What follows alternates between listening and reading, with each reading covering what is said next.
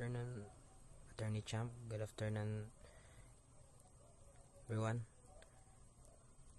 First is when authentication of a private document is required.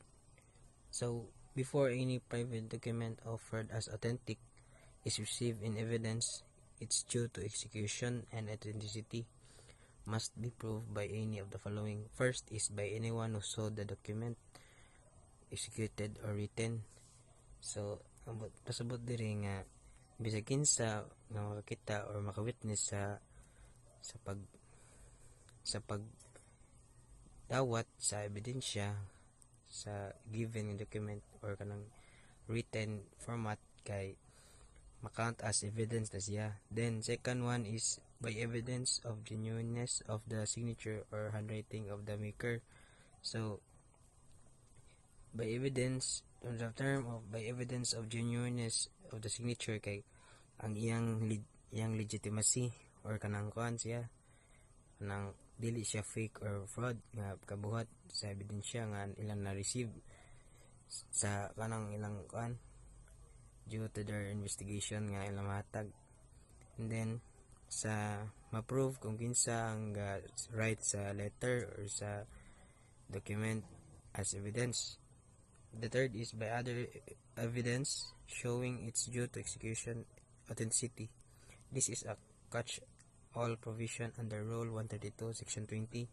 So, ang naday sa Rule 132 which talks about Section 20 kay naday kay proof of private documents. So, maingon na to diri nga kuan jud siya legit jud siya if makita na to nga kanang sa pag-execute gani sa documents if ancient ba siya or kanang ma-prove nga na witness nga makita nga gipirmahan siya nga atong tawhana. So ang kanang ancient document ato nang ma-discuss later. So next is 34. Authentication of both the original and a photocopy. Under the original document formerly best evidence rule, the original must be produced. The original authenticated via methods of in item 33. So, katong past discussion sa kaning original document, no? So, ang nasa original document kay kanang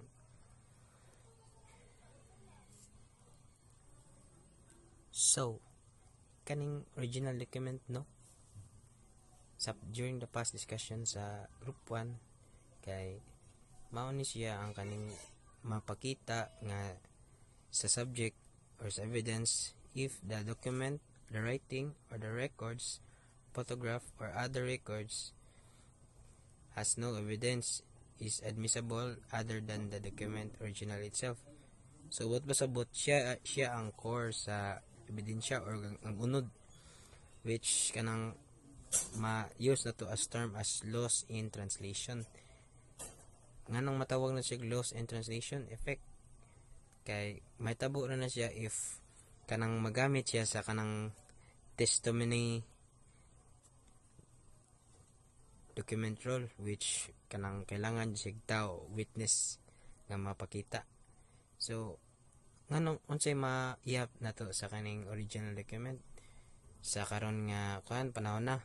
So kanang document kay mao na siya ang actual or kanang record evidence nga gipakita sa isa ka investigator dito sa korte. Dayon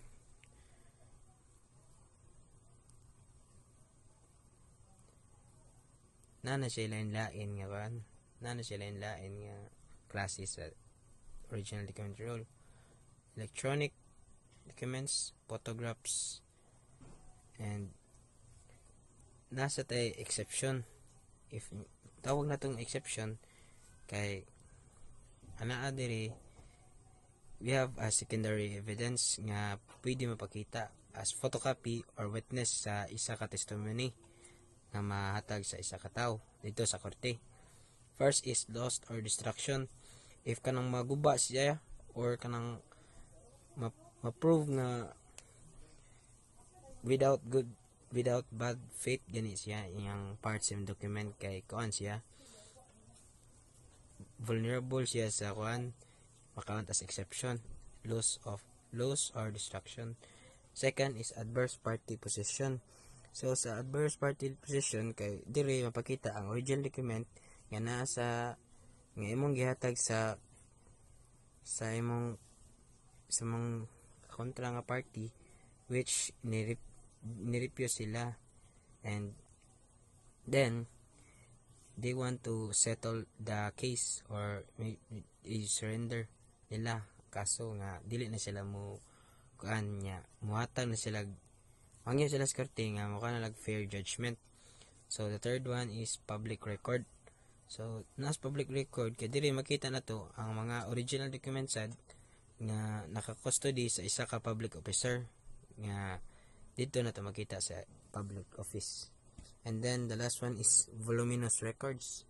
So kaning voluminous records ay kay na dagan siya kan lain-lain nga accounts or kanang mga settlements nga documents nga dili nga dili jud ma-examine sa korte kay kasra siya oras.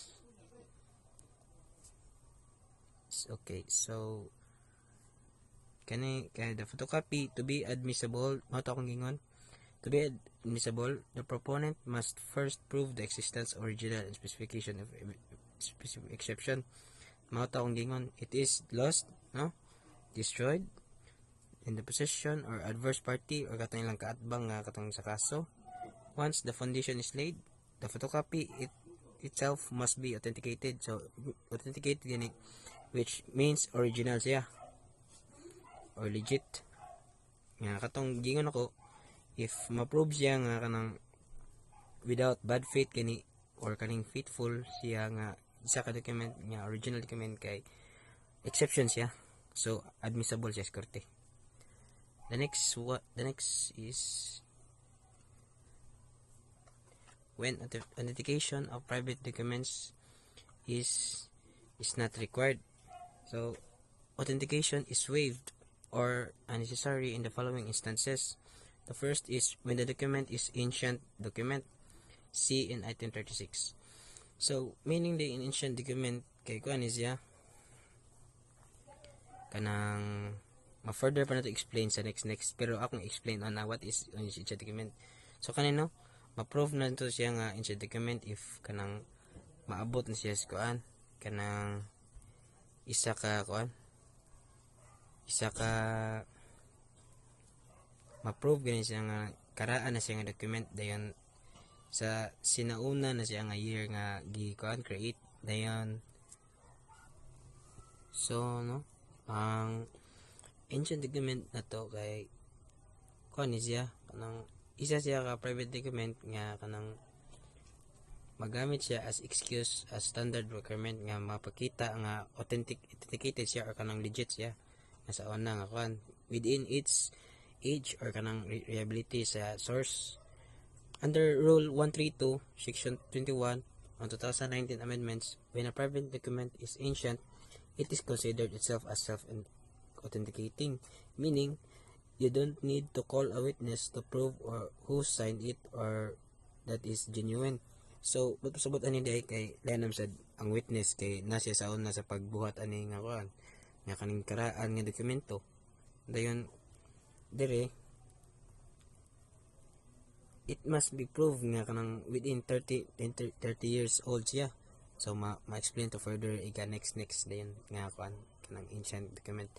So dire it must kanang ang document kay 30 years old and the time is measured from the date of document nga kanang gibuhat siya or kanang gi-release gani sign from the court.